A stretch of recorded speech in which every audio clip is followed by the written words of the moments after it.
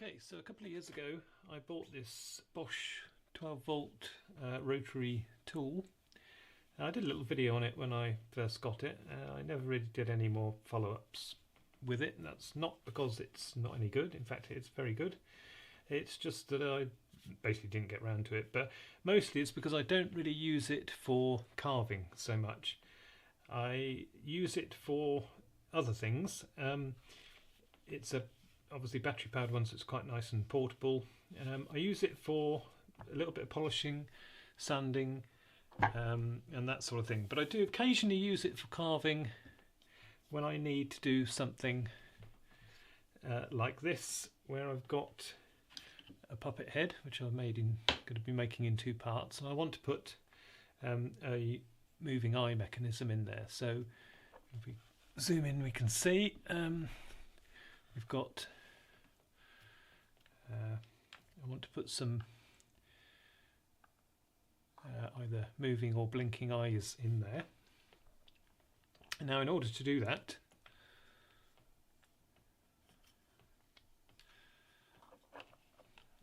just get that sharpened up.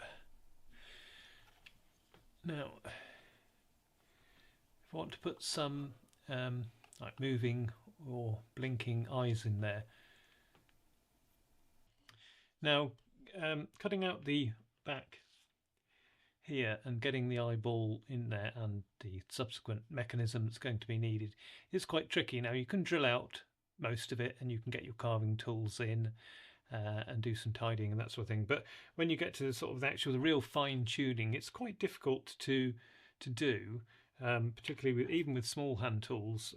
Just getting in there the right angle, you know, you're not always got the right to be able to get the right angle for the carving and that sort of thing. So an easier way of doing it is with something like this. Now, this machine's a bit like a Dremel. You can put multiple different bits in there. I've got a wood carving little sphere here. It's quite aggressive, so it removes quite a lot of material, but that's quite good for getting in there, just doing a little bit of shaping in the back there, real just fine tuning the mechanism that I want to put in. So that's the sort of thing I use this for, which is why you don't often see it on the videos very often. But you can get lots of different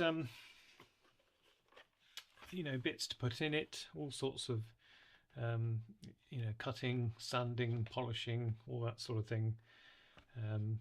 Different bits you can use. So it's a very versatile tool, but I don't use it much for the actual carving side of things. Now, I've also got this, which is a much bigger carver. It's a flexible drive, Fordham flexible drive carver. So you have this, which is the motor, which you generally hang up. You have then this flexible drive on the end of it, which you've got a long flexible drive with a handpiece on the end. And with this handpiece, as you can see, it's much smaller, so it's a little bit easier to use. It can take bigger size bits, so you can get like 6mm shank bits in there. So you can use chunkier bits in there. So I could have used this for all of that stuff. You put in the smaller bits in there and doing all that. It's just this is because it's powered. It's corded rather, corded power, and it's a bit chunky, and it's I don't have it sort of hand all the time. Now, I do use this very occasionally, or I used to use it for carving. You can put in more aggressive bits like this one, and this is a sort of a more finer bit. It's probably a little bit past its best. It needs a bit of cleaning and that sort of thing, getting the muck out of there, but it's been quite well used anyway. You get a foot pedal as well, so that's how it works, and you control the speed. So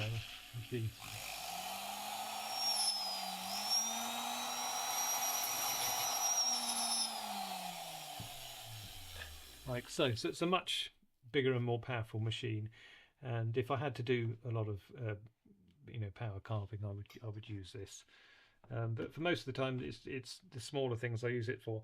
And the reason why I tend to prefer using my hand tools, my gouges and knives, is because these, when you use these, they do create a lot of dust, and they also tear up the wood more. So we can show you, I've got a little offcut here, it's a little shoe shape, and I'll show you what it does. We'll use the small one first now. And so this is quite an aggressive bit on here, so this should remove it perhaps a little bit faster than that bit, but obviously you can get aggressive or finer bits for any machine, but we'll just use this small one to start with, and we'll just show you what happens.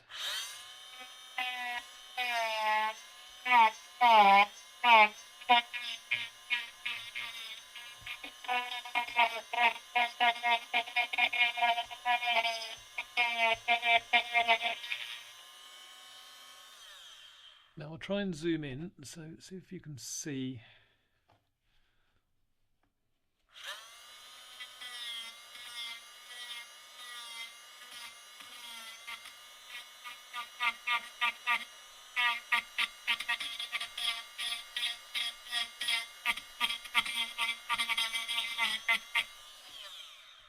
I don't know how well the camera picked up that, but hopefully you can see on here there's a lot of dust that's come off of there, and you know, that's obviously a small tool, so it's not going to remove very, very quickly, even though it's a sort of aggressive bit in there. I'll do a little bit more with this bigger one, and we'll do some at the front here, a little bit of shaping at the front here.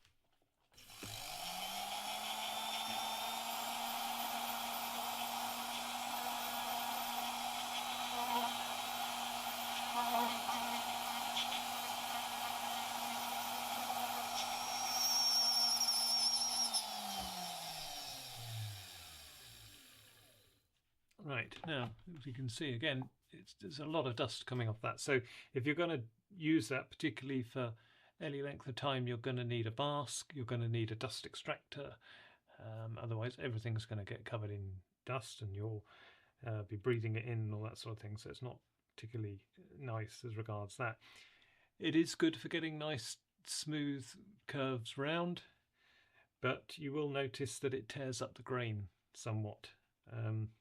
Obviously this bit less so than the more coarser one on there, but you'd need to then do further sanding from there to get to the finish that you'd probably want, unless you wanted that texture as a sort of, if you're doing an animal or something and you wanted that sort of texture as fur, then that might be okay, but for most things you'll probably want to then attack that a little bit more with some abrasive, which again is more dust and that sort of thing. So other than the you know, the noise and the dust and the tearing of the grain, it's very good.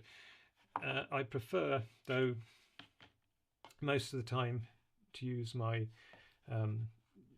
my tools, my hand tools, just because in some respects it can be quicker, particularly on this sort of size of carving. Maybe on a bigger carving and you could use more tools, power tools to start with. You could perhaps use more like an Arbortech type machine for removing the waste. You know, if you're really doing a bigger scale carving, it might be more efficient to do that. You know, you could even use chainsaws or something like that for removing material, but on these smaller pieces, I find that these knives and the gouges are probably as quick to work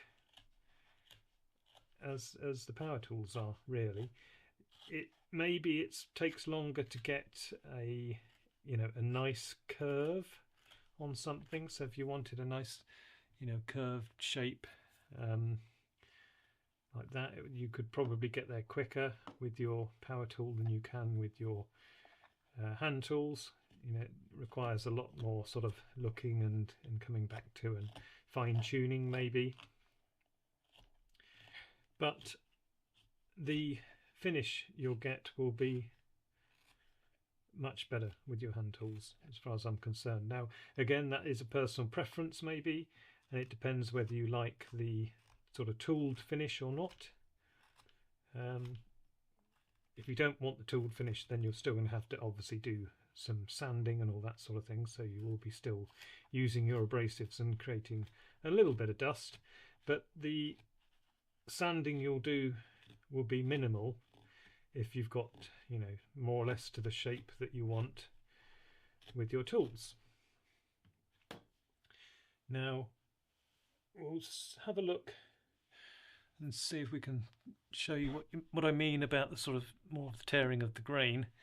If we put a little bit of paint on here, so a little bit of orange paint, and maybe we can show up what I'm talking about here. So I'll put some on there, and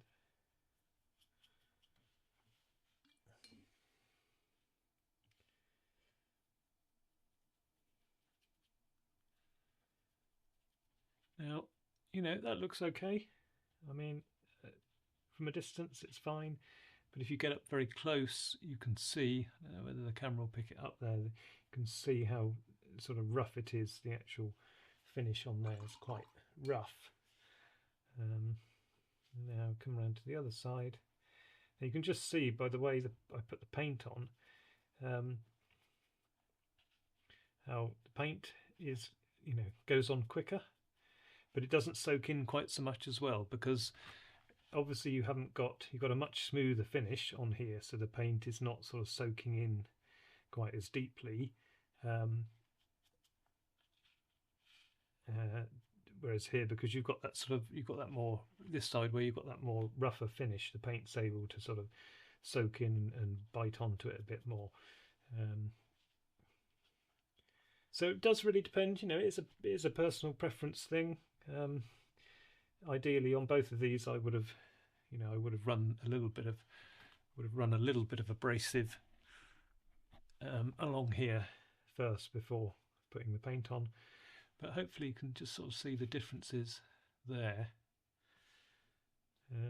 It's not a bad finish. You actually get some nice textures, but you can run your finger on it and you can feel how sort of rough it is compared to here. Really nice and smooth facets on there. The actual timber itself is smooth, even though you've got obviously the faceted shape. The timber itself is nice and smooth. You hardly need to do anything with it. So it can be. It depends what you're carving. If you're carving a material, if it's an actual, like a leather or a cloth material, and you want that little bit of texture on there, then it can certainly not be a bad thing to have that. But if you want to show off your wood carving skills, then you leave your sort of tooling marks, your facets on there, and go from there. So if you wanted a deeper colour, you just have to let that soak in and then perhaps go over it again with a little bit more to get a sort of slightly deeper colour. But anyway, there you go. That's why I don't really do much power carving. It's each to their own. I know there are a lot of people who do power carving and love it, and I can see why. It's not for me, because I don't like the dust. I don't like the mess and the dust so much, and I just prefer, I suppose, the actual sort of manipulation with your hands and all that sort of thing. But let's see, each to their own. I have got the ability to do it if I want to. I just prefer it, which is why you won't see these tools particularly very often in my videos, but they might pop up occasionally.